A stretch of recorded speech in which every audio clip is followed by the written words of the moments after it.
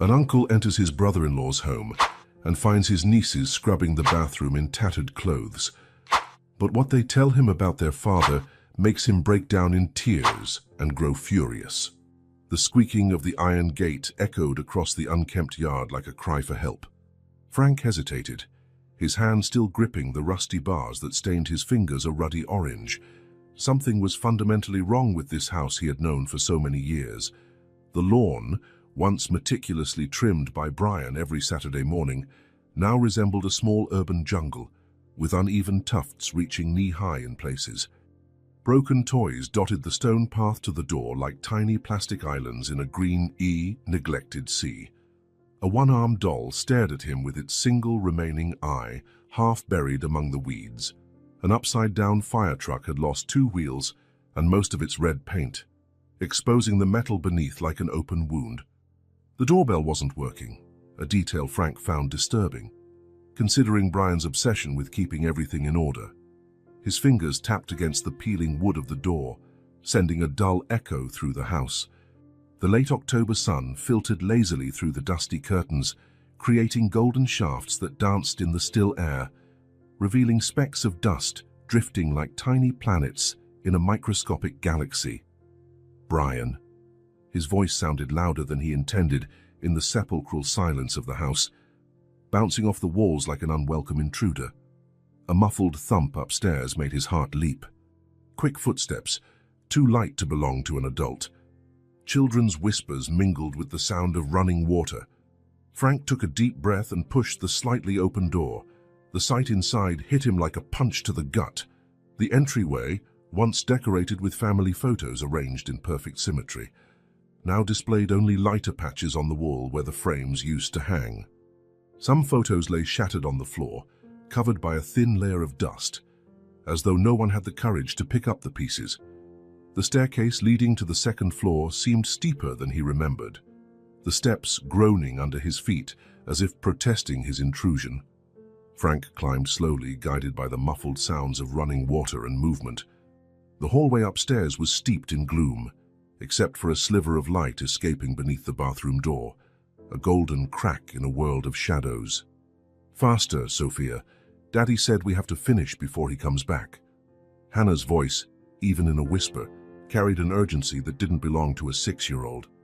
The door opened before Frank could knock, revealing a scene that would forever be etched in his memory.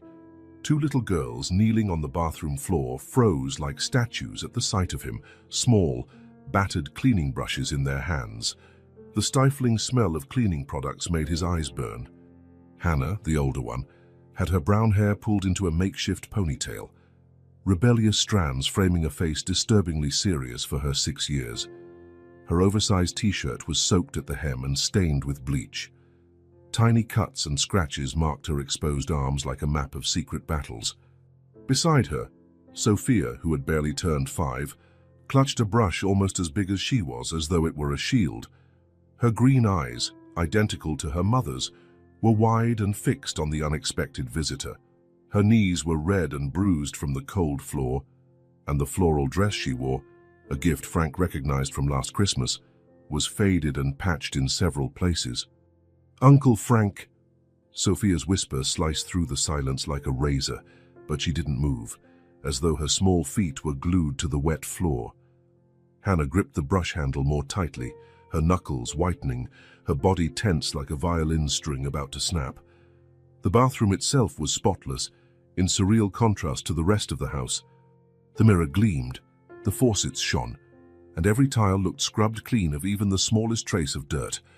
It was an obsessive, meticulous cleanliness that seemed impossible for children so young. "Girls!" Frank swallowed hard, his eyes scanning the clinically clean surroundings. The tiny red hands, the marked knees, the faces far too weary for their ages. "Where is your dad?" Hannah stood up slowly, positioning herself between Frank and her sister in a movement as subtle as it was instinctive. Her brown eyes, usually so expressive, now seemed distant, as though she were looking straight through him. "Daddy went out." Her voice was controlled, rehearsed, like she had practiced that response many times. "He'll be back soon." A barely perceptible change passed over Sophia's face at her sister's words. Her small fingers clutched the hem of Hannah's dress, a silent gesture seeking protection that made Frank's heart tighten. A distant slamming of a door downstairs startled both girls into perfect sync. Hannah grabbed her sister's hand with a speed that spoke of practice, of routine, of shared fear. "Hannah? Sophia?" Brian's voice echoed through the hallway, heavy with a tension Frank had never heard in it before. "Are you done yet?" Frank turned toward the stairs, his body instinctively blocking the view into the bathroom, a protective reflex he didn't even realize he was making. Heavy footsteps climbed each step, more sluggish than he remembered. In the fogged reflection of the mirror, he saw Hannah pull Sophia back, both moving in a silent, familiar choreography, like a dark dance long rehearsed. Brian appeared at the top of the stairs, crumpled grocery bags in one hand, keys still jingling in the other. His face, thinner and paler than Frank remembered, drained of color at the unexpected visitor's sight. Deep circles marked his eyes, and his once neatly trimmed beard was patchy and unkempt. His dress shirt, once a symbol of professional pride, was wrinkled and stained, missing a button near the collar. "Frank?" He whispered the name, barely audible. "What are you doing here?" The silence that followed was so thick it could have been cut with a knife.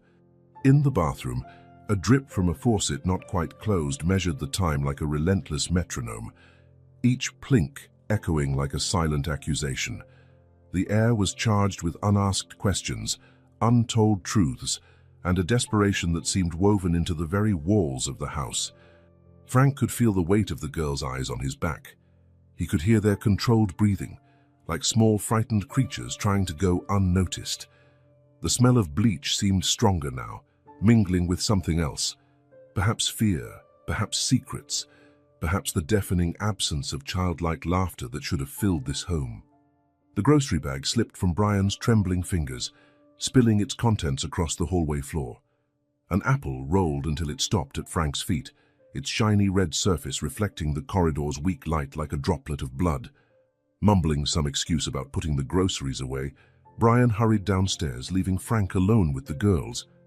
The silence weighed in the narrow hallway like a suffocating blanket. "How about you show me your toys?" His voice sounded overly cheerful even to himself. Hannah hesitated, her dark eyes studying her uncle's face as though searching for something. Sophia squeezed her sister's hand, an almost imperceptible gesture asking permission. "We have to finish cleaning first," Hannah replied, her voice small but firm. "Daddy gets mad if we don't finish all our chores." "I already finished my side," Sophia whispered, her fingers fiddling with the worn hem of her dress. "Hanny always double-checks, but I think it's good enough." Frank knelt down, leveling his gaze with the girls. "The bathroom is spotless. You both did a great job." He noticed the slight flinch in Hannah's posture at the compliment, as if kind words were strange and potentially dangerous. "We can show him our special hiding place," Sophia suggested, her green eyes momentarily lighting up with a spark of the innocence a 5-year-old should have. "Sophia," Hannah reprimanded her, though her voice held more fear than anger. "Uncle Frank can keep a secret," Sophia insisted, tugging at her sister's sleeve. "He won't tell Daddy about Mr. Buttons." Hannah bit her lip, a nervous habit that reminded Frank so much of her mother that it made his heart ache. After a brief moment of silent deliberation, she nodded almost imperceptibly. The girls led him to the bedroom they shared, moving with deliberately soft steps over the threadbare carpet. The space was surprisingly organized for a child's room, with a precision that bordered on unnatural. The beds were perfectly made, and the few toys were lined up on a shelf like soldiers in formation. Sophia knelt next to her bed, carefully prying loose a board from the baseboard. From the makeshift hideaway, she pulled out a worn-out stuffed rabbit, missing an eye and covered with amateur stitching. "This is Mr. Buttons," she introduced in a reverent whisper. "Daddy says toys are for babies, but Hanny fixed him for me." Hannah kept watch by the door as her sister spoke, her shoulders tense, her small hands twisted in a nervous dance. "Sometimes," Sophia went on, stroking the rabbit's worn fur, "when Daddy's having a bad day, Mr. Buttons tells me stories so I won't cry. He's really brave.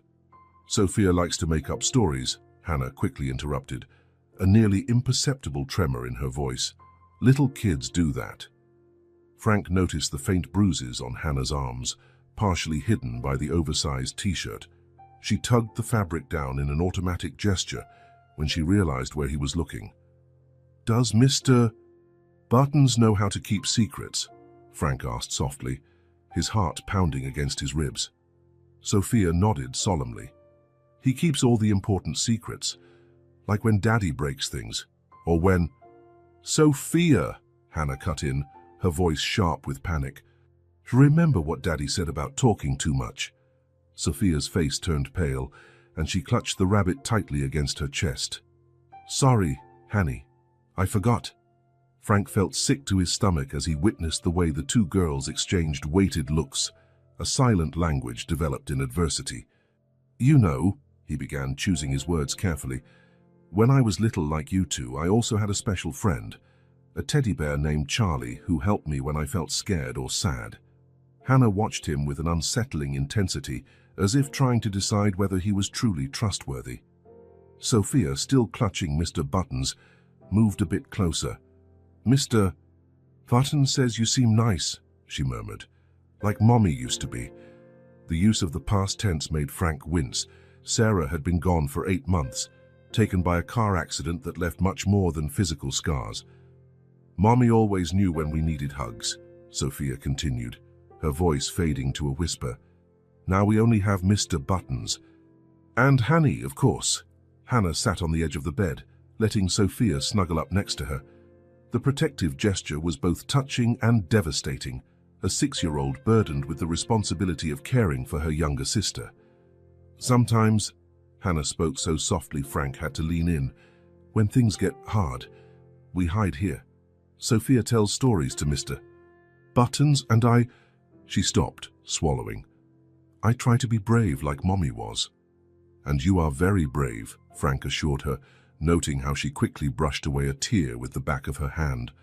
A noise downstairs made them both jump. Hannah hurriedly snatched Mr. Buttons, returning him to his hiding place with practiced efficiency.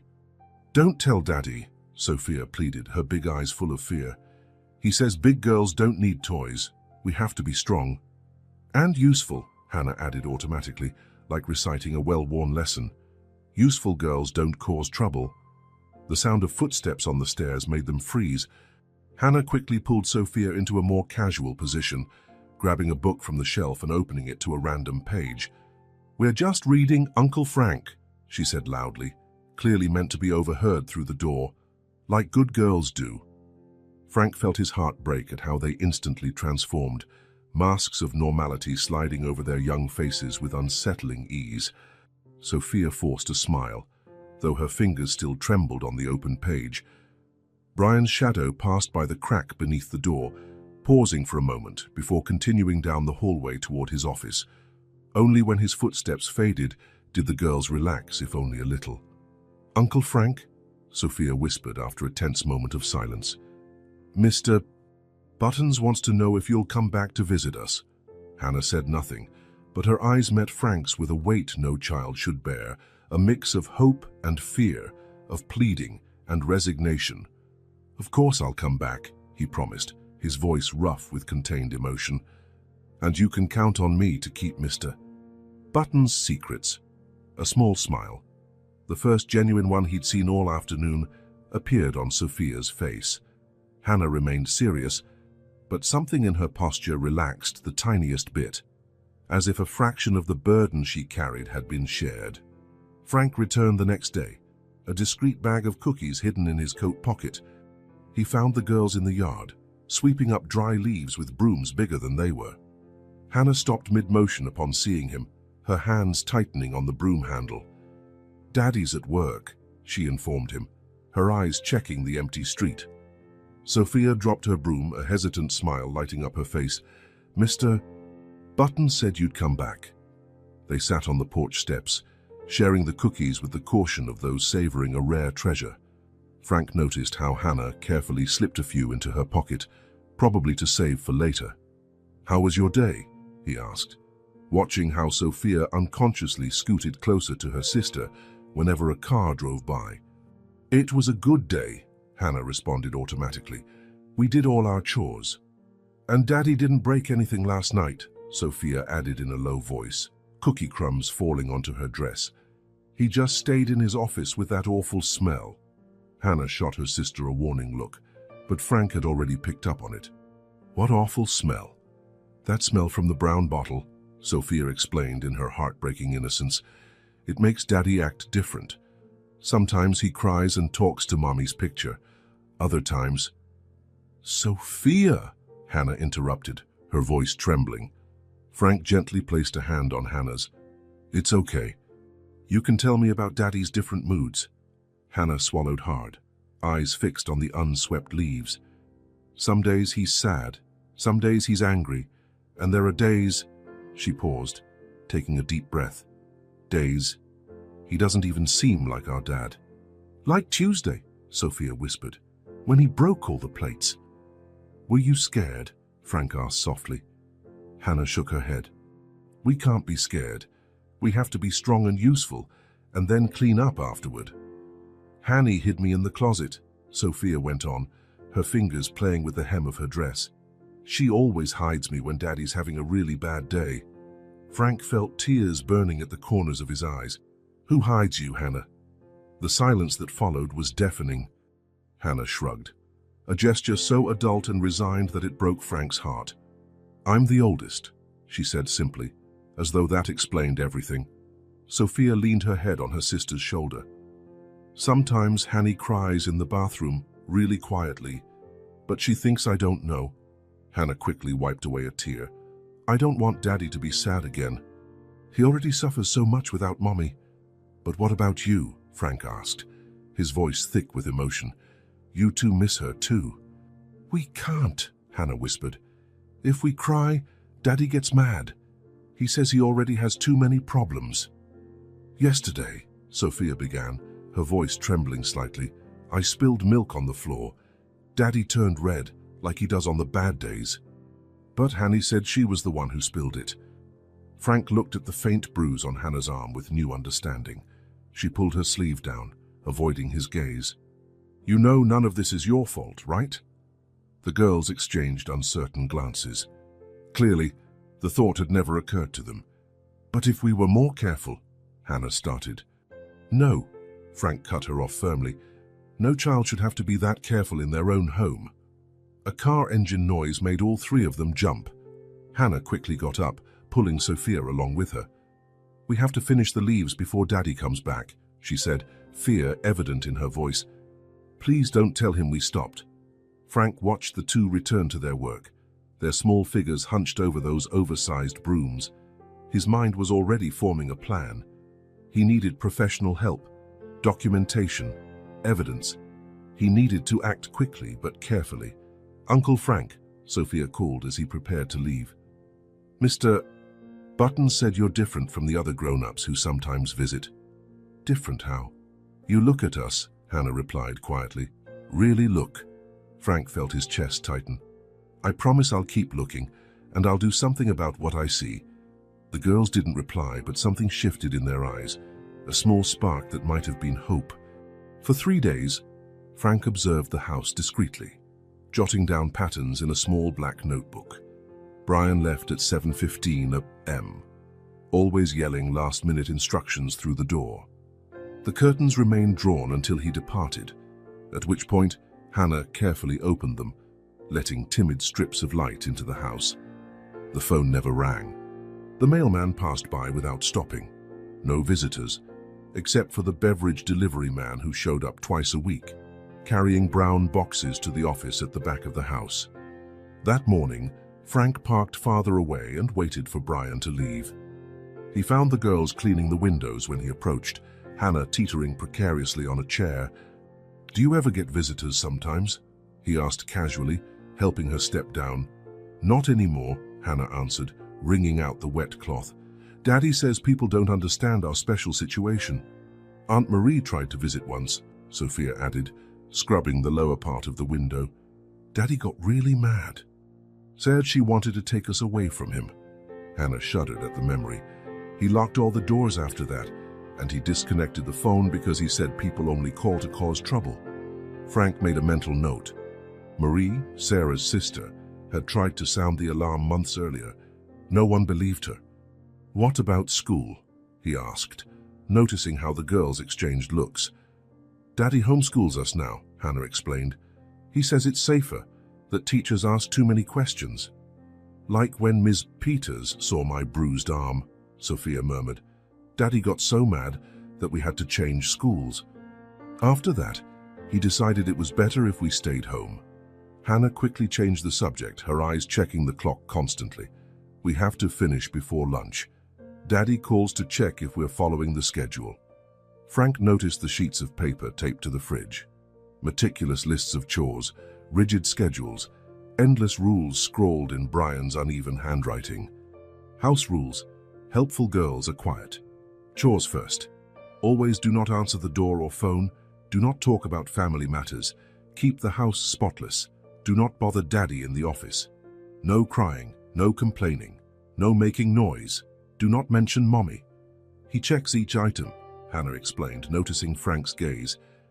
"If something isn't perfect..." "Does he yell?" Frank asked softly. "Sometimes," Sophia answered. "Other times he gets really quiet, which is worse. He says we're ungrateful, that he does everything for us, that we'll end up alone if we don't learn." "He mentions Mommy during those times," Hannah added, her voice barely a whisper.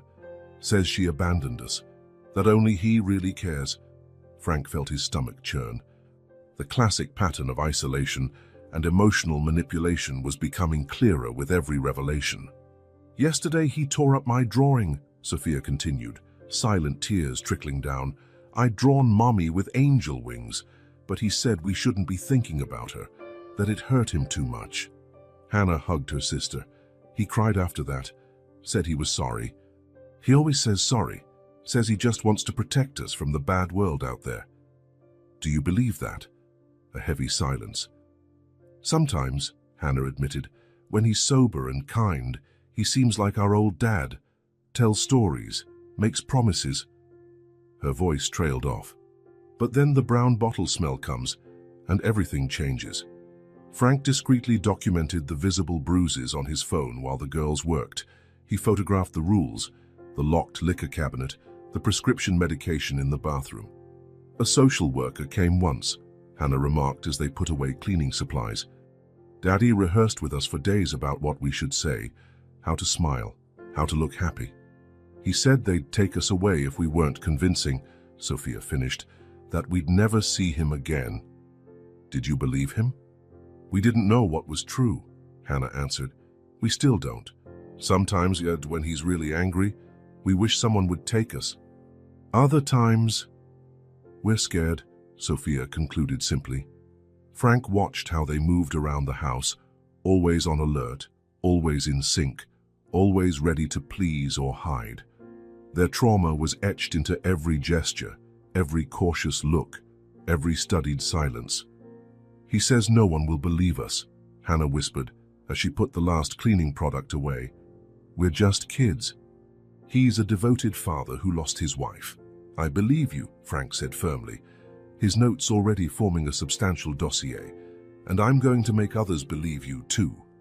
The girls didn't answer, but for the first time since he started visiting, they didn't check the clock obsessively. A tiny act of defiance, a small crack in the wall of fear Brian had built around them. Frank knew he had to act soon. Every day in that house was another day of psychological damage, of normalizing the absurd, of small pieces of childhood dying away. As he said goodbye, he noticed a new drawing hidden under Sophia's mattress, 3 figures smiling tentatively, a timid son in the corner. No rules, no fear, no brown bottles. A fragile hope on a wrinkled piece of paper.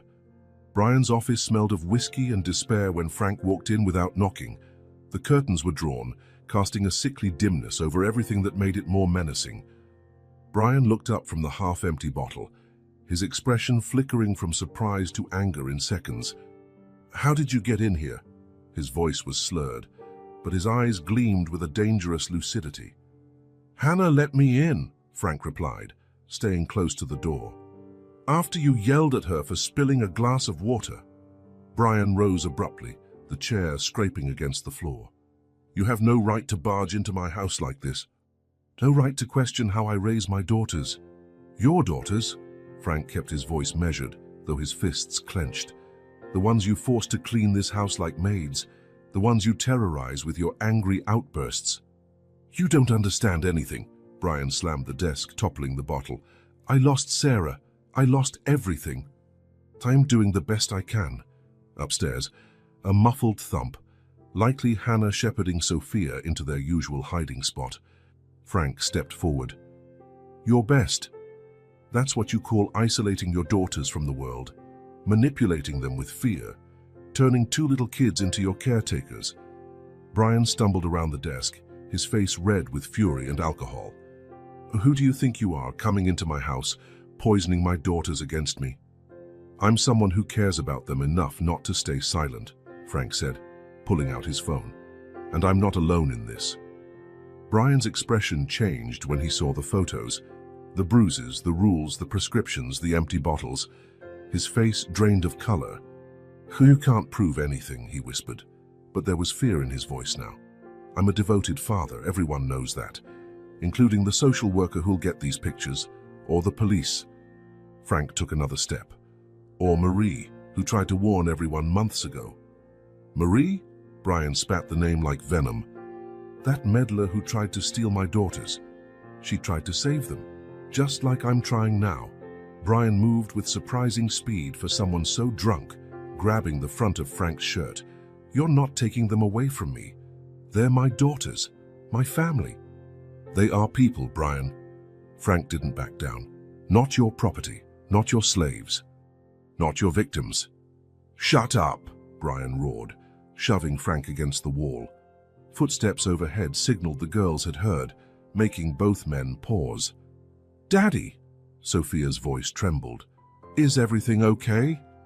"Go back to your room, sweetheart," Brian called, forcing a sickly sweet tone. "Daddy's just talking to Uncle Frank." Frank used the distraction to break free. "Talking? That's what you call your violent outbursts. What do you call what you do to your daughters?" "I love my daughters," Brian staggered. "I do everything for them. I protect them from the world." "No, Brian. You protect yourself. You use them to avoid facing your own pain, your guilt, your inability to cope with losing Sarah." The mention of his wife's name acted like a trigger. Brian lunged again, but this time Frank was ready. He kept recording on his phone, capturing Brian's wild rage, his threats, the stench of alcohol. "I've already notified the authorities," Frank informed him, maintaining his distance. "I have weeks of records. The girls' statements, photos, videos, medical records Marie kept." "You can't do that," Brian whispered, all fight draining from his body. He sank heavily into the chair. "They're all I have left, which is why you need help." Frank's tone softened. "You're destroying them, Brian, destroying yourself." Footsteps on the stairs made both men turn. Hannah stood in the office doorway, pale but resolute. Sophia hid behind her, clutching Mr. Buttons. "Don't hurt Uncle Frank," Hannah pleaded, her small voice steady. "Please, Daddy." Brian covered his face with his hands, sobs shaking his shoulders. I'm sorry." Frank positioned himself between Brian and the girls. "Go to your room, pack a small bag with essentials, okay? We're going to stay at Aunt Marie's for a few days." "No!" Brian stood, staggering. "You can't take them. You can't leave me." Sirens pierced the night air, red and blue lights flickering across the walls through the cracks in the curtain. "Police!"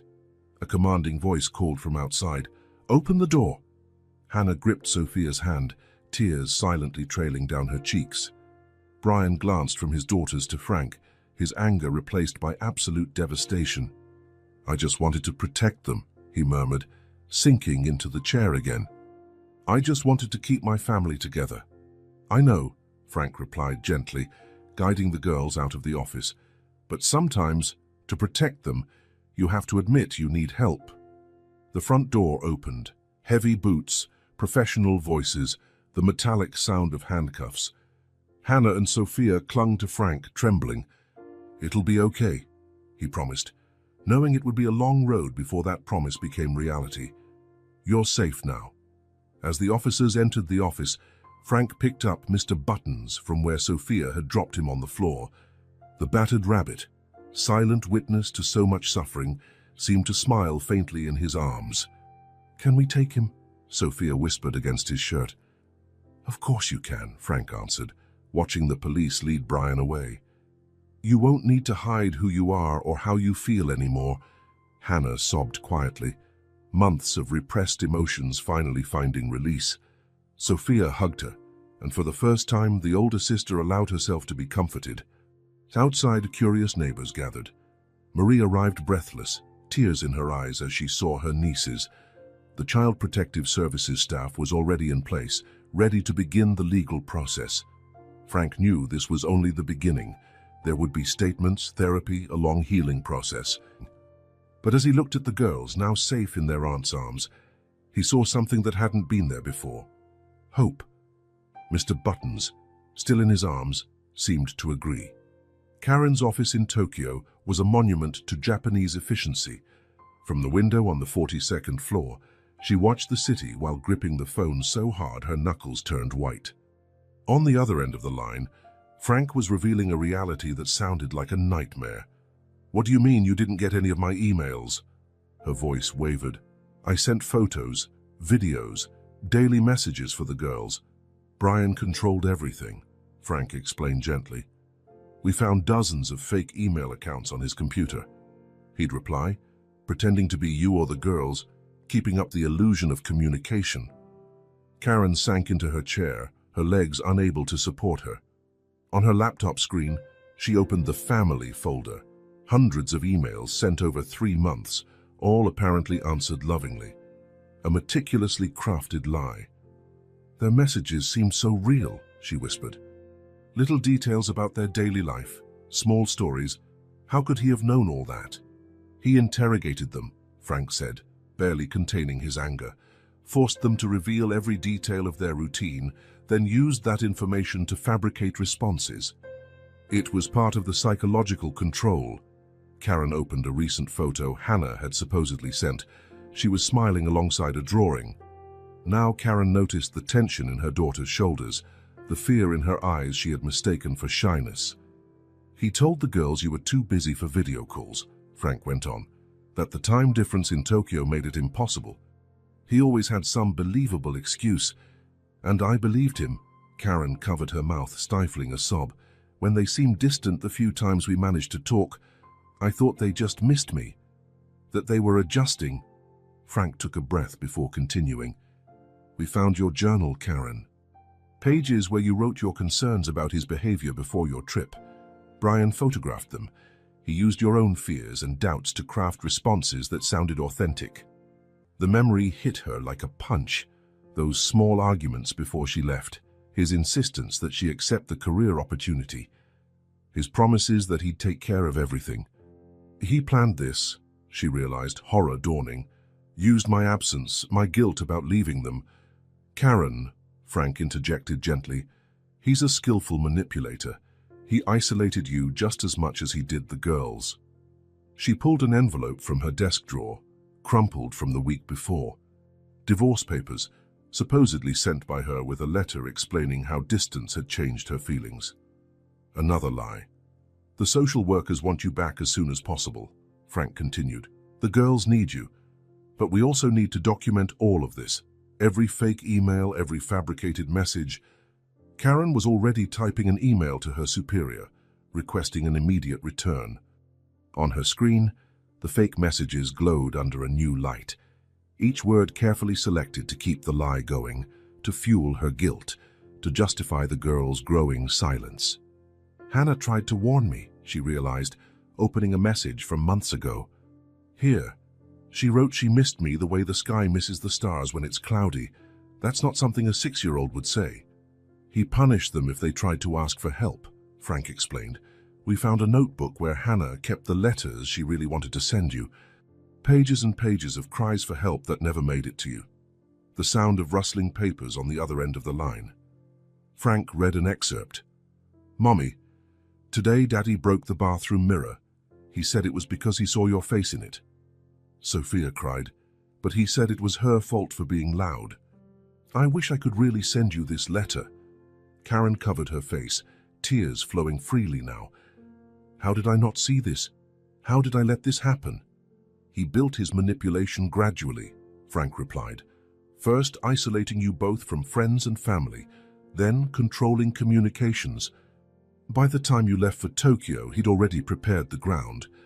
On her computer screen, Karen opened a folder of old photos, the family smiling at a picnic, the girls playing in the yard, Brian hugging them with apparent warmth.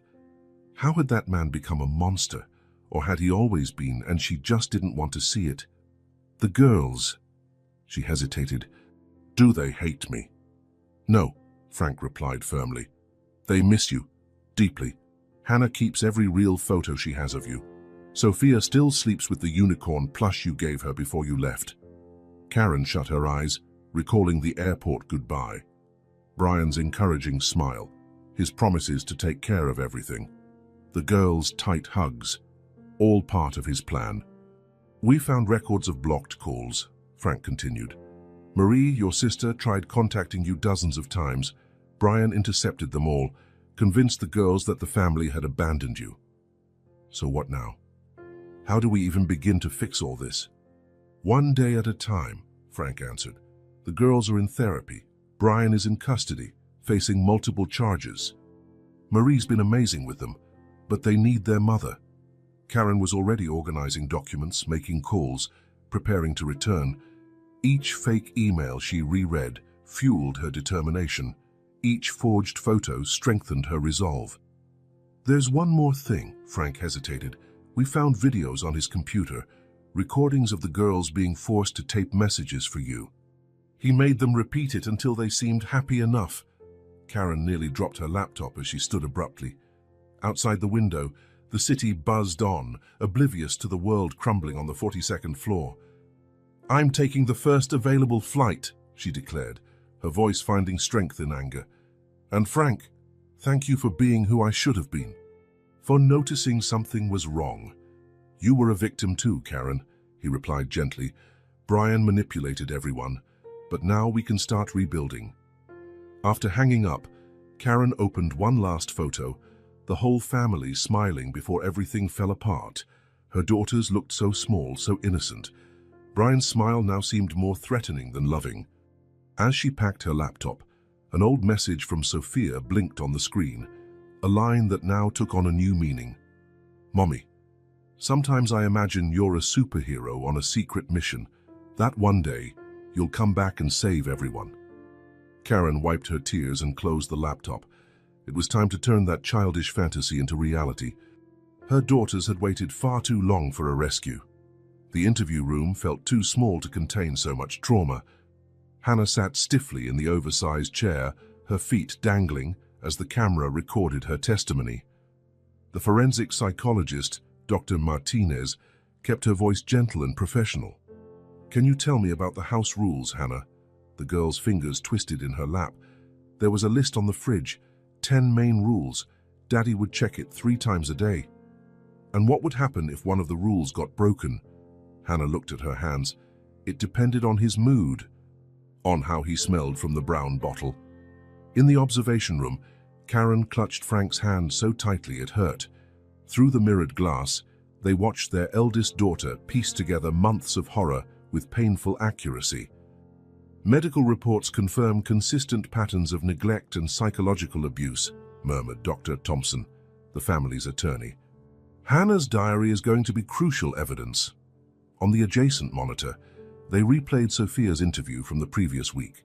The younger girl clutched Mr. Buttons as she described how her sister protected her, hiding her in the closet during Daddy's storms. Judge Peterson is known for his firm stance on child abuse cases, Dr. Thompson continued, stacking a fresh pile of documents. With the physical evidence, the girls' testimonies, and the record of digital manipulation, we have a strong case. The door opened silently. Marie entered with a thick folder. We found more. Deleted emails from the main server, recorded conversations, pharmacy records. He kept track of everything, Karen asked, voice quavering. Abusers often document their acts, Dr. Martinez explained, joining them during a break in the interview. It's a way to relive their power. In the interview room, Hannah was now describing the fabricated email system with her mother. Daddy made us tell him everything about our day. Then he'd write emails pretending to be us, if we didn't tell it right. Her voice failed. Dr. Martinez gently offered her water. We must prepare the girls for a courtroom confrontation, Dr. Thompson warned. Brian is demanding the right to question them directly. Absolutely not, Karen and Frank said in unison. I agree, Dr. Martinez intervened. I suggest video testimony. A direct confrontation would be devastating to the progress we've made. On the monitor, Sophia was showing her interviewers the scars on her knees. We had to clean until it was perfect. Hannah always said it was her fault when I got hurt, but it wasn't true. The prosecution wants to use the social isolation pattern as an aggravating factor, Dr. Thompson said, withdrawing them from school, cutting off communication, alienating family. What about the proof of communication tampering? Frank asked. Fake emails, forged messages. Cybercrimes is preparing a full report. Brian wasn't as careful as he thought about hiding his tracks. In the adjacent room, Hannah had begun to cry quietly. I tried to be strong like Mommy wanted. I tried to protect Sophia, but sometimes it was too hard. Karen stood abruptly, tears streaming down her face. Marie wrapped her in a hug. You were a victim too, she whispered. He manipulated all of us. Dr. Thompson cleared his throat softly. The preliminary hearing is next week. Brian is going to argue Karen's travel was parental neglect. He literally forged documents asking for a divorce, Karen retorted, her voice gaining strength from anger. Faked my signature, manipulated evidence, which actually works in our favor, the attorney nodded, shows premeditation, a consistent pattern of manipulation. On the monitor, Sophia was showing the secret hiding place where she kept Mr. Buttons. It was our safe spot. Hannah told me stories about Mommy so I wouldn't be so scared. The door opened again. An assistant entered with more folders. Complete phone records, sir. All the blocked calls, intercepted messages. How long? Karen asked softly. How long until they can start healing? Dr. Martinez sighed. Childhood trauma is complex, but they have something crucial, real family support, unconditional love. Now they have safety to start processing. In the interview room, Hannah found a moment of composure. I want other kids to know it's not their fault. Sometimes grown-ups do bad things, but it's not because we deserve it. Karen covered her mouth, stifling a sob. She insists on testifying, Dr. Thompson said gently. She wants to look her father in the eye and prove she's not afraid anymore. She won't be alone, Frank stated firmly. Neither of them is alone anymore. The rest of the afternoon passed in a haze of legal documents, strategy meetings, and psychological reports. The pile of evidence grew, each page another facet of the nightmare Brian had systematically created. The judge has already granted the protective order, Dr. Thompson informed them as they prepared the final paperwork. Brian isn't allowed near you or to attempt any contact. And the girls? Karen asked. How do we protect them during the trial? We've triggered all relevant protocols, Dr. Martinez replied. A new school with staff trained in trauma, regular therapy, a controlled environment. The priority is giving them a sense of normalcy and safety. On the monitor, Sophia had fallen asleep hugging Mr. Buttons. Hannah, in a room next door, was drawing a picture of her family. Not as it was, but as it could be. No fridge rules, no darkness, no fear. We're going to win this, Dr. Thompson asserted, closing his folder. The system failed these girls before, but it won't fail them now. Karen gazed at her daughters through the glass. Hannah, carrying far too much on such small shoulders. Sophia, finding comfort in a worn-out stuffed rabbit, both survivors of a war they never should have experienced. It's not just a legal battle, she said softly. It's a fight for their childhood, for the right to be just children again. Frank placed a hand on her shoulder. And this time, We fight it together. In the interview room, Hannah had finished her drawing. A reunited family, genuine smiles, a bright sun in the corner. And in the hands of the figures representing her and Sophia, no cleaning supplies, just flowers and toys. It was a silent promise, a hope rendered in crayon. And on the other side of that glass, an entire team was preparing to turn that drawing into reality. Dr. Martinez's office was lit only by the soft glow of a desk lamp when Frank arrived with the latest findings. On the table, a stack of notebooks found in a false closet panel in Brian's house revealed a meticulous history of calculated cruelty. He documented everything, Frank said, his voice hoarse, like a sick social engineering project. The therapist adjusted her glasses, leafing through pages scrawled in Brian's crooked handwriting. Detailed notes on each discipline moment, each psychological manipulation, each piece of childhood stolen. March 15th, she read quietly. Hannah tried to call Karen. Punishment protocol, Vega 3, 4 hours in the basement. Sophia cried, additional protocol implemented. Effectiveness. High. Karen, sitting on the sofa with shaking hands, listened as the therapist laid bare the extent of the nightmare. He had an entire system, Frank explained, spreading out diagrams found on Brian's computer, studied psychological manipulation techniques, implemented them, documented them as if they were experiments. April 7th, Dr. Martinez continued. Sophia mentioned missing her mom during dinner, implemented gaslighting technique number 4, convincing her that Karen called yesterday and she forgot. Hannah tried to defend her sister, activated punishment protocol number 2. Downstairs, the girls were in a session with another therapist, drawing out their experiences when words failed them. Hannah's newest artwork revealed details her voice couldn't yet convey, dark shadows around a distorted father figure, tiny silhouettes hidden in corners, clocks marking hours of terror. We found this in the girls' room, Frank said, handing her a smaller notebook covered with faded stickers. Hannah's secret diary. Karen opened it with trembling hands, recognizing her daughter's careful handwriting. Dear Diary, today. Daddy broke Sophia's phone because it played Mommy's song. He said we needed to forget her, that she didn't love us anymore. Sophia cried a lot, so I had to be strong for both of us, like always. Sometimes, when he drinks from that brown bottle, he talks to Mommy's picture. He yells that she ruined our family. Then he cries and apologizes, promises he'll change. But he never changes. I hid Sophia in the closet again today. She's getting better at staying quiet, but I hate seeing her like this. Kids should be able to laugh, right? That's what our teacher said once, before Daddy took us out of school. Dr. Martinez jotted down quick notes as Karen read from the diary, silent tears staining the pages. Hannah's level of awareness is extraordinary, the therapist commented. She developed incredibly sophisticated survival mechanisms for her age. At the cost of her childhood, Frank muttered bitterly. The next pages revealed an ever-growing catalogue of daily horrors, written from the unique perspective of a child trying to make sense of the senseless. Daddy locked all the windows today, said the world outside wants to hurt us, that only he can protect us. But who protects us from him?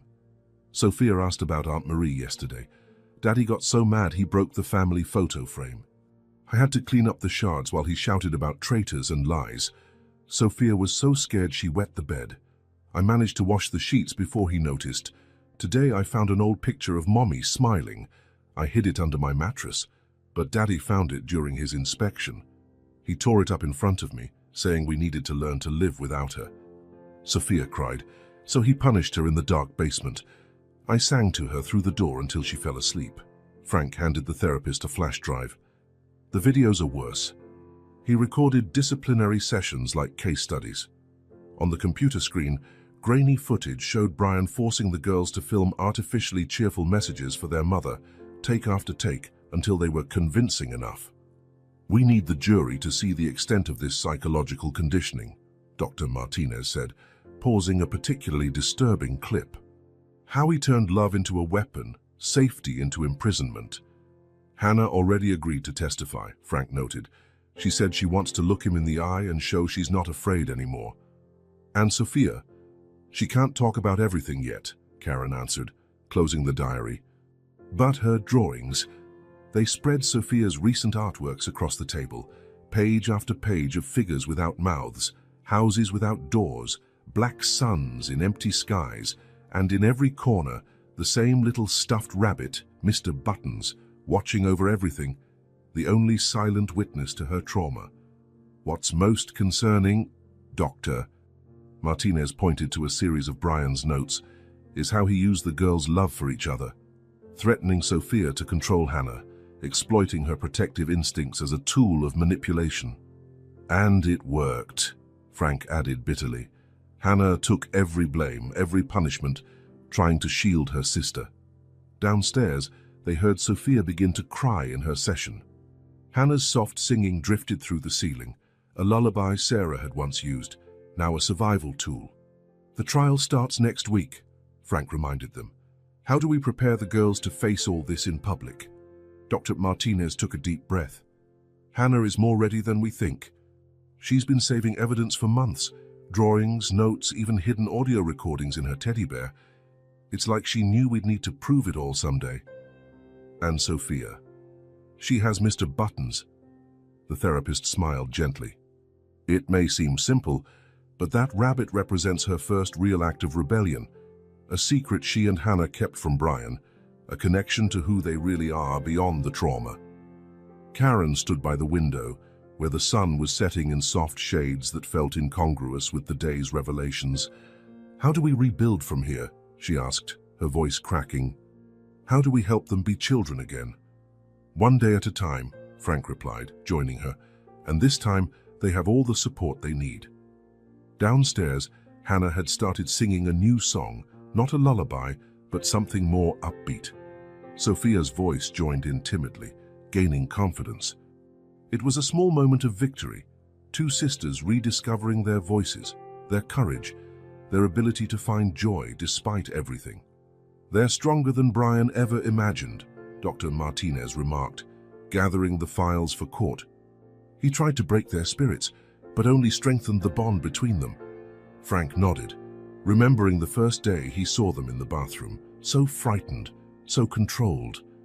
Now, even though they still had a long way to heal, there was a spark of hope in their eyes, a growing understanding that the nightmare was truly ending. The trial will be tough, he admitted, but they're not alone in this fight anymore. Karen wiped away tears, straightening her shoulders.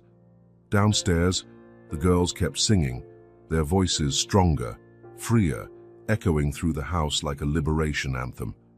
The taxi pulled up in front of the house at 3:47 a.m. Karen jumped out, leaving her luggage on the curb as she ran to the door. Frank waited on the porch, his face somber under the faint light. "Where are my daughters?" Her voice shook. "They're with Marie. They're safe." Karen staggered, leaning against the wall. The neglected yard, the dark windows, the oppressive silence, all screamed that something was terribly wrong. "I need to see them now," she insisted, already turning back to the taxi. Frank gently held her arm. "First, you need to see something." Inside, the house was a museum of everyday horrors. Frank led her methodically, illuminating each piece of evidence with a flashlight, the list of rules on the fridge, the cleaning products stored beneath the sink, stains of bleach on the bathroom floor. "No," Karen whispered, touching the marks of small knees on the tiles. "No, no, no." In the girls' bedroom, Frank opened the closet, clothes meticulously arranged by color and size, all showing signs of overuse and amateur repairs. "Hannah sewed Sophia's dresses," he explained quietly, so they wouldn't bother Brian asking for new clothes. Karen grabbed a t-shirt from the shelf, pressing it to her face. It still smelled like her daughter's, mixed with cleaning products. "Why didn't they tell me?" Her voice cracked. "How did no one see?" Frank switched on the bedroom light, revealing even more devastating details. Drawings hidden under the mattress, Hannah's secret diary, claw marks on the doorframe where small fingers had gripped during disciplinary sessions. "Brian intercepted all communication," he explained, handing her a folder. These are the real emails from the girls, the ones he never let you see. Karen sank onto Hannah's bed, hands shaking as she opened the first page. Mommy, today Daddy smashed the phone because I played our song. He said you don't love us anymore, but I know that's not true. You promised to come back and you always keep your promises. Please come back soon. Sophia cries every night. I try to be strong like you taught me, but sometimes I want to cry too, lover, Hannah. He intercepted everything? Karen asked, tears flowing freely. Frank nodded, opening Brian's laptop. He created fake accounts, forged replies, manipulated photos. Built an alternate reality where you were always too busy for calls, always having connection issues. The evidence piled up, blocked call logs, deleted emails, edited messages, a web of lies meticulously woven to isolate mother from daughters. He punished them if they tried to contact you directly, Frank continued. Hannah developed a code in the letters she managed to send, tiny signals she hoped you'd notice. Karen reread old messages with new understanding, odd phrases, veiled cries for help, details that seemed off. How had she missed it? Show me, she demanded, her voice hardening with anger. Show me everything. Frank hesitated. Karen, I need to know. I need to understand what I allowed to happen to my daughters. The next hours were a descent into hell. Frank revealed every documented detail: systematic punishments, progressive isolation, constant psychological manipulation. Karen oscillated between devastating sobs and shocked silence. Hannah protected Sophia, Frank explained as they climbed to the attic. Took blame, accepted punishments, kept her hidden during Brian's worst outbursts. In the attic they found more evidence: empty bottles hidden away, prescription medications, an elaborate surveillance system. Brian had monitored every move the girls made, every attempt at communication, every small act of defiance. How could he? Karen whispered, clutching a torn photograph of herself, one Brian used during awareness sessions where he forced the girls to list reasons why their mother had abandoned them. He'd been planning this for a while, Frank answered. Your work trip was the chance he was waiting for. Total isolation, total control. In Brian's office, they found notebooks detailing his family re-education project, pages and pages of notes on psychological manipulation techniques, discipline schedules, clinical observations on the girls' conditioning. Karen vomited after reading the first pages. She choked, wiping her mouth. They'll hate me. They must think I abandoned them. No, Frank broke in firmly. They never lost faith in you. Hannah kept your pictures. Sophia still sleeps with the unicorn you gave her. By the time they finished their tour of horrors, the sun was beginning to rise. Karen sat on the living room floor, surrounded by evidence of her absence: manipulated photos, intercepted letters, small cries for help that never reached her. How do I even start fixing this? She asked, her voice raw from weeping. By being here now, Frank said, helping her to her feet. They need their mother. Not guilt, not anger, just you. I want to see them. They're waiting. Marie has been keeping them safe, but... He hesitated. You need to be prepared. They've changed, Karen. Trauma changes people. In the car on the way to Marie's house, Karen held the last drawing they had found in the girls' room. A smiling family under a bright sun. No shadows, no fear. In the corner, Hannah's careful handwriting. Someday when Mommy comes back. That day is today, Karen whispered to herself, drying the last of her tears. It was time to be strong for her daughters. Time to begin the long journey of healing.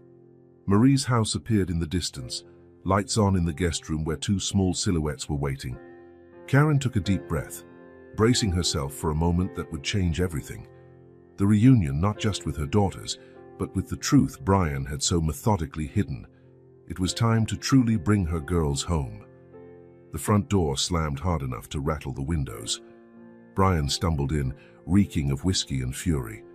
He stopped short at the sight of Karen sitting in the darkened living room, illuminated only by a lamp, her tear-streaked face set in determination. What a surprise, he smirked. but his eyes stayed cold. My busy wife finally found time for her family. Where are my daughters?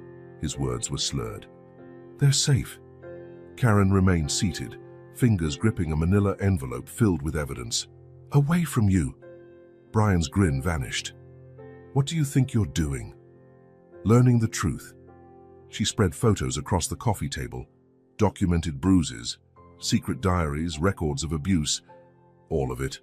Brian took a step forward, his veneer of civility slipping. You don't know anything. I protected them, kept our family together while you built your precious career. Protected? Karen stood, trembling with rage. Is that what you call psychological torture, manipulation, abuse? Shut up, he roared, knocking over a vase. You abandoned us. I did what needed to be done. Forcing our daughters to clean until their hands bled. Locking Sophia in the basement, making Hannah take blame that wasn't hers. Each accusation made Brian retreat a step, fury mixing with something new, fear. You can't prove anything. But his voice shook. Karen switched on the main light, revealing Frank standing quietly in the hallway, recording. Brian turned ashen. The fake emails, Karen continued, her voice gaining force. The blocked calls, the girls' recorded testimonies. We have it all. Brian.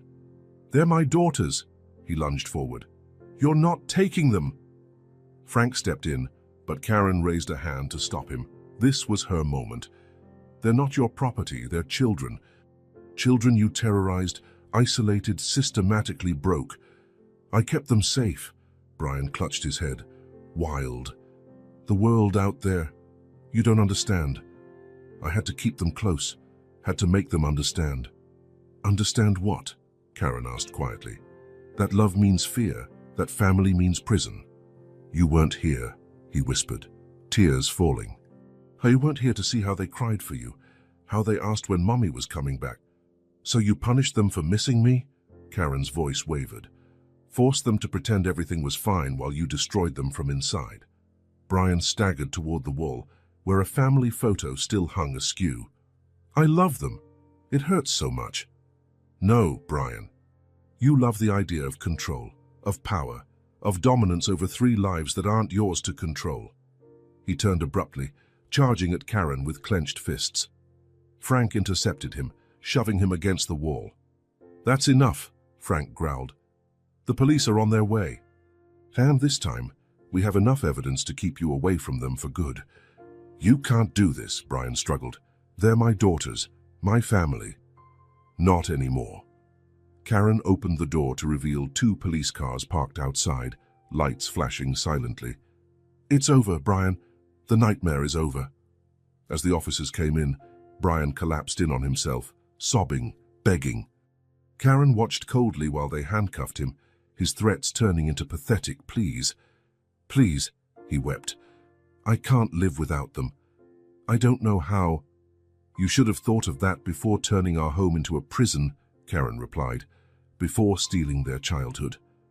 When the last police car pulled away, Karen finally let her legs give out. Frank caught her before she fell. How could I have been so blind? She sobbed. How did I not see it? He fooled everyone, Frank answered softly.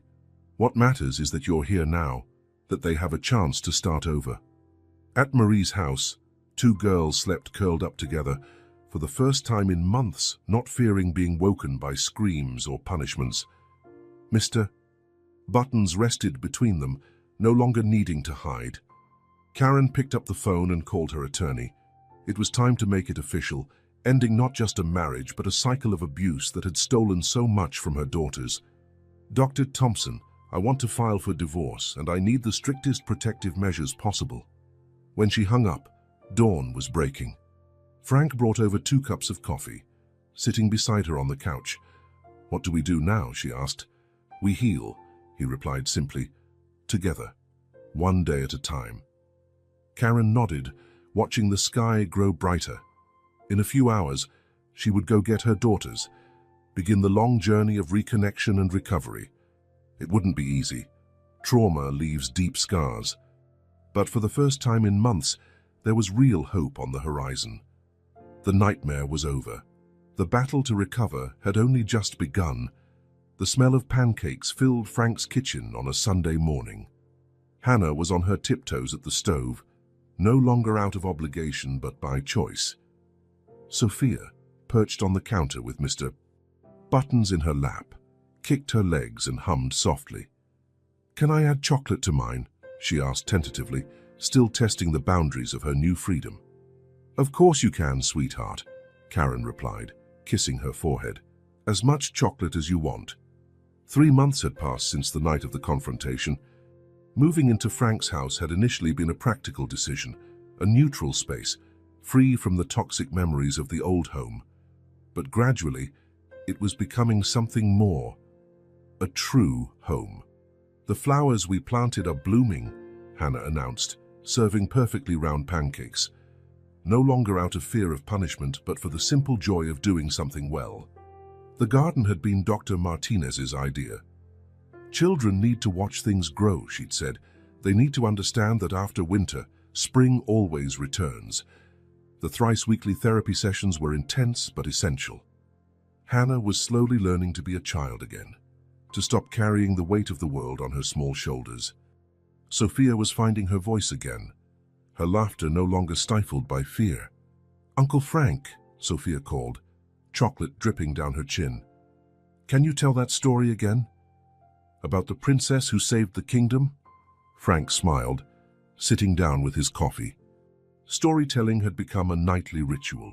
Tales where princesses were strong, monsters could be defeated, and families always found their way back together. "You know what I like most about that story," Hannah commented, settling with her own stack of pancakes. "The princess didn't have to pretend to be happy. She could be sad, angry, scared, and still be strong." Karen swallowed hard, exchanging a meaningful glance with Frank. Moments like these, of clarity, of healing, were precious. The walls now displayed new drawings, not dark, silent scenes, but explosions of color and life. Sophia's latest piece showed 5 figures: herself, Hannah, Karen, Frank, and Mr. Buttons, all holding hands under a smiling sun. "Mom?" Hannah called softly during dessert. "Can we visit Daddy someday?" The question hung in the air like a heavy cloud. Karen took a deep breath, choosing her words carefully. "If and when you want to," she answered, "but only when you're really ready and with the proper support." Brian was undergoing treatment, serving time in a facility that combined detention with intensive therapy. The letters he sent every week were carefully reviewed by the psychology team before they reached the girls. "Sometimes I miss him," Sophia said quietly. "The dad from before. The one who laughed and played with us." "It's normal to miss him," Frank interjected gently. "We can love someone and still recognize that they hurt us." Family sessions with Dr. Martinez helped them process these complicated moments.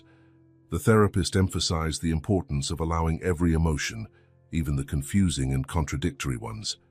That afternoon, while the girls played in the backyard, a sound that still filled Karen's heart with joy, Frank found her quietly crying on the porch. "They're laughing," she whispered. "Really laughing, without fear, without pretending." The progress was visible in small details. Hannah no longer obsessively checked if everything was clean. Sophia no longer cringed when someone raised their voice. Both of them were slowly learning that love doesn't come with conditions. Their new routine had structure without rigidity. There were rules, but based on mutual respect, not fear. The girls attended a school specialized in helping traumatized children, making friends for the first time in months. "Look, Mom," Sophia called from the yard. "I made a flower crown for Mr. Buttons." The stuffed rabbit, finally free of its hiding place, sat proudly at their makeshift picnic on the grass. Hannah had made sandwiches, not because she had to, but because she wanted to share something with her sister. "Can I take a photo?" Karen asked, always careful to ask permission. The girls posed, smiling, cheeks flushed from the sun and their newfound freedom. Frank snapped a few more photos, capturing spontaneous moments of joy, Hannah pushing Sophia on a swing, the two of them rolling in the grass without worrying about getting dirty. That night, during bath time, now a playful moment rather than a terrifying one, Hannah whispered something that made Karen's heart skip a beat. "I think I finally understand what a real family is." "What's that, sweetheart?" "It's being able to be ourselves, to make mistakes, to cry, to laugh, and knowing nobody's going to stop loving us because of it."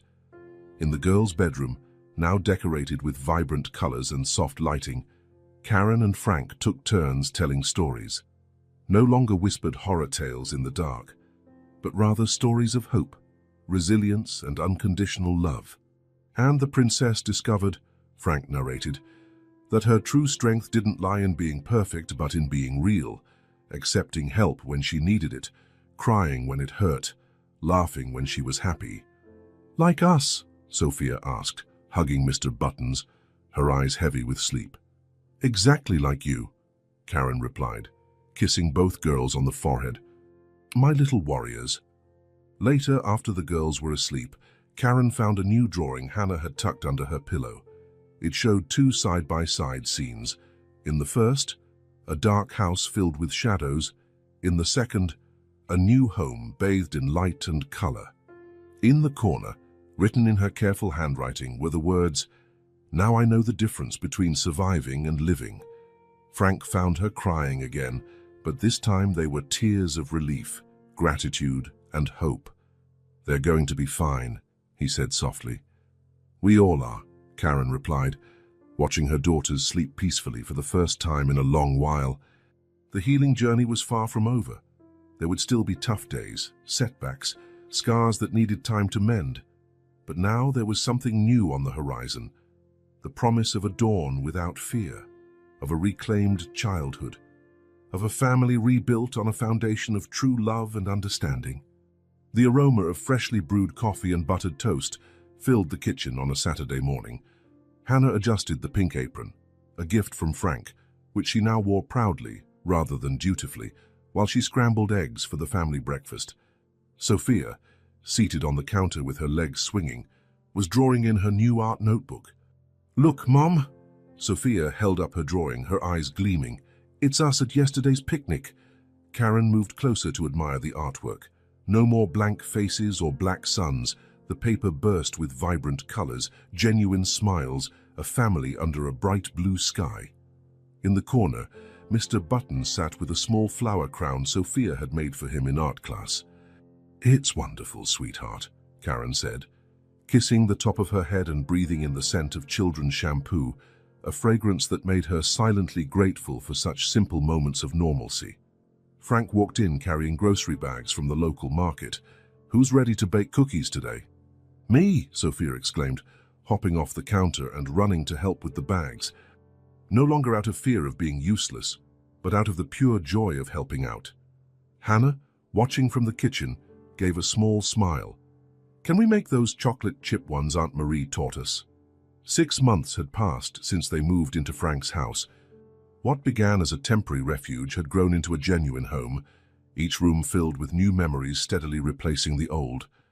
The living room, once formal and barely used, now displayed the cheerful signs of daily family life, children's books scattered on the couch, toys stored in colorful baskets, recent photos capturing genuine moments of happiness.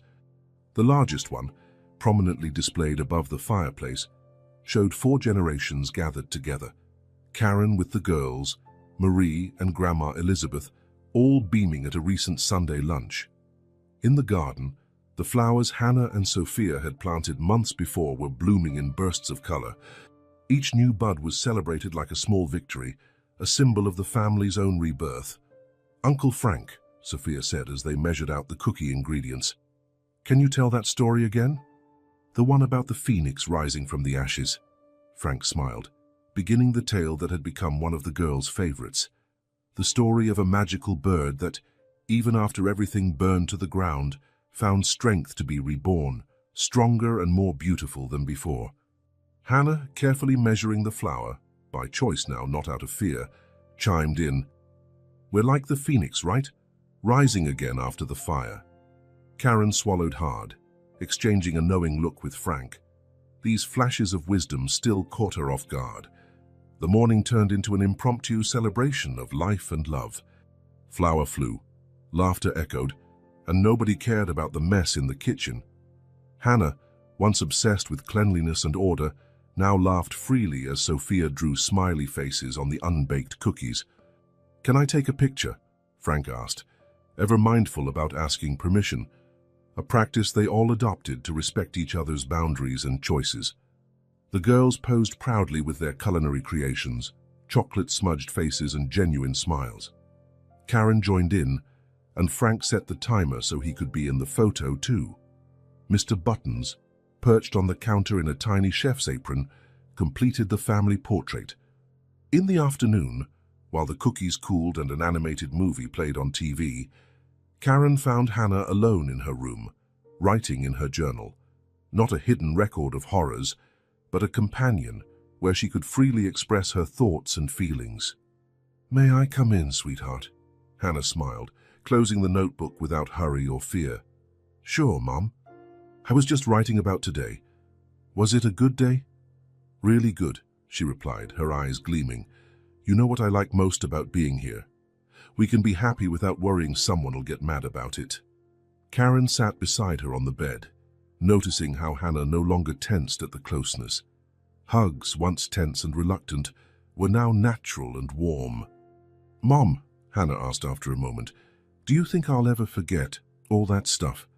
"No, my love," Karen answered candidly. "Truth was always a household policy. But you'll learn to carry those memories differently, like scars that remind us how strong we are." Downstairs, Sophia's laughter rang out, followed by Frank's playful voice as he imitated cartoon characters. Hannah smiled, a sound that still made Karen's heart leap with joy. "Sometimes," Hannah admitted quietly, "I'm scared I'll wake up and find out this was all a dream, that I'll go back to the old house, the rules, the fear." Karen hugged her, feeling how her daughter allowed herself to relax fully into the embrace, another small everyday miracle. "This is real, my love. As real as the love we have for you and your sister." Evening brought its own kind of magic. Dinner was a collaborative affair, everyone helping in the kitchen out of choice, not obligation. Sophia proudly set the table, placing a small vase of garden flowers in the center. Over dessert, cookies still warm served with milk, Frank surprised everyone with an announcement. "How about we turn the empty office into an art studio?" Sophia's eyes went wide. "So we can paint and draw and make sculptures, collages, any kind of art you want," he replied with a grin. "A space just for creating and expressing yourselves." Hannah, who had recently discovered a talent for watercolor painting, hugged Frank impulsively. These spontaneous displays of affection were still new, still precious. "Can we hang our paintings on the walls?" Sophia asked hopefully. "The whole world can be your gallery," Karen responded, already picturing the hallways turned into a permanent exhibit of children's art. Later, during bath time, now filled with fun and conversation, not fear, Sophia asked a question that caught everyone off guard. "Uncle Frank, are you going to be our new dad?" A heavy silence fell over the bathroom. Karen held her breath, but Frank answered with his usual warmth. "I'm already part of this family in whatever way you want me to be. I don't need to replace anyone. I can just be another person who loves you." Hannah, wrapped in her unicorn towel, thought this over seriously. "Like a chosen family?"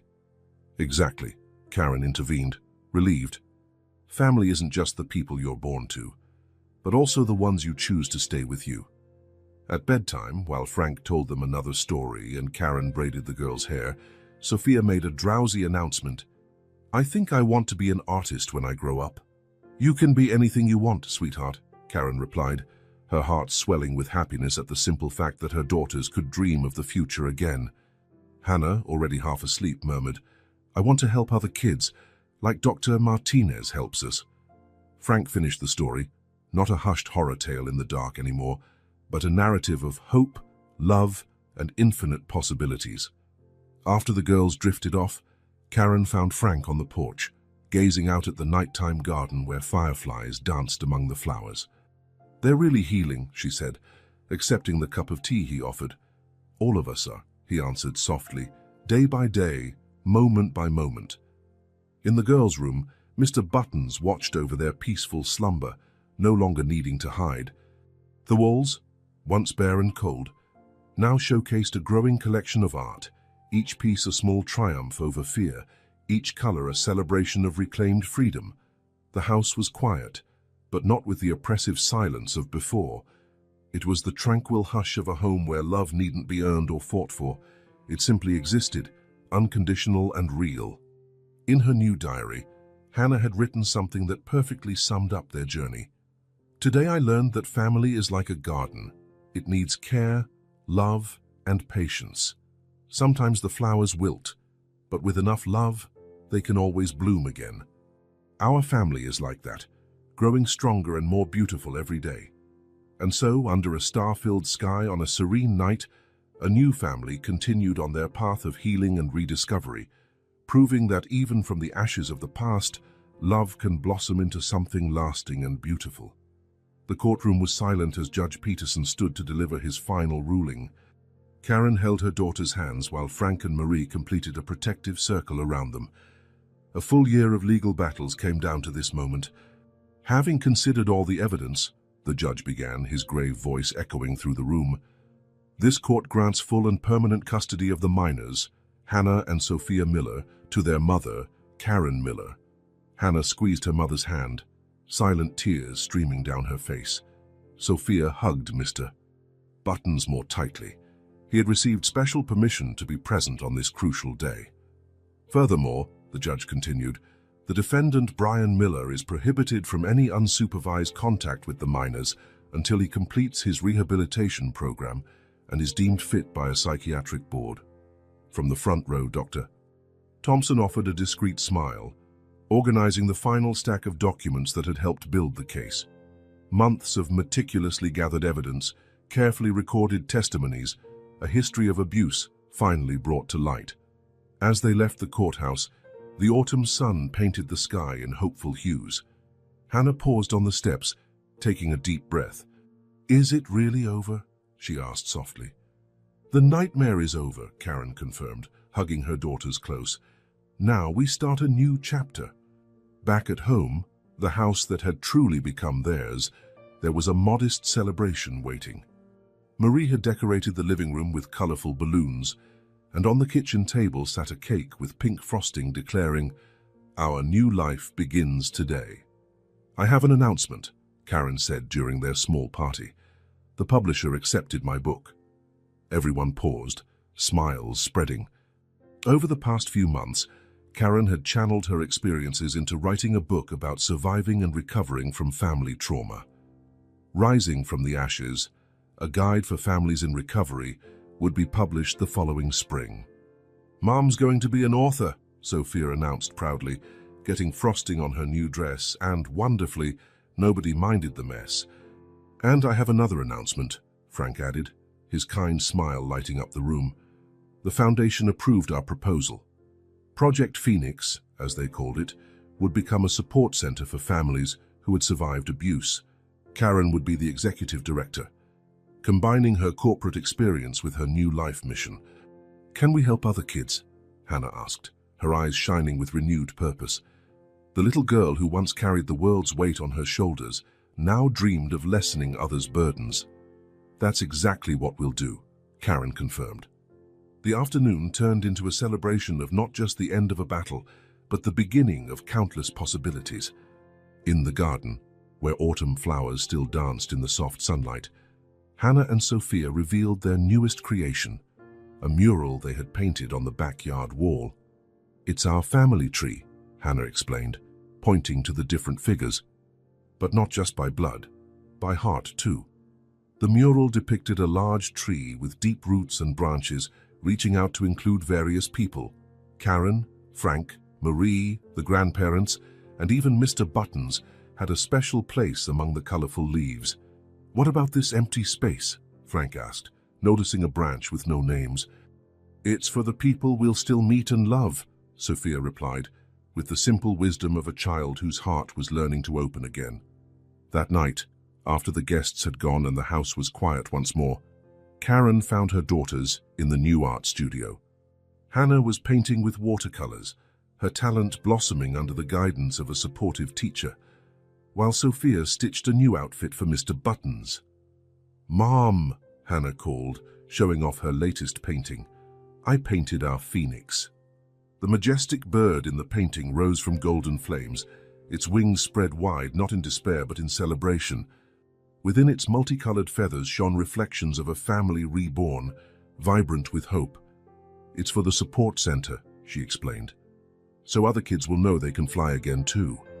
Karen embraced her daughter, marveling at her ability to transform pain into beauty, fear into hope.